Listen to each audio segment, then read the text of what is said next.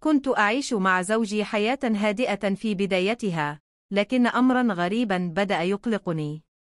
فكلما اقترب زوجي مني في الليل، كانت حماتي تبدأ بنوبة سعال شديدة تجبره على ترك كل شيء والذهاب إليها.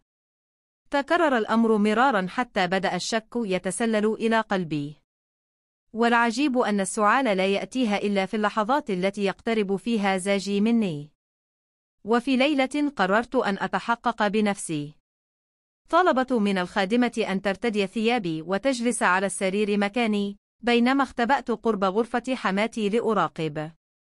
وما إن دخل زوجي الغرفة وجلست الخادمة على السرير، حتى سمعت صوت السعال نفسه يتعالى من غرفة حماتي. عندها تأكدت أن ما يحدث ليس صدفة، بل أمر متعمد.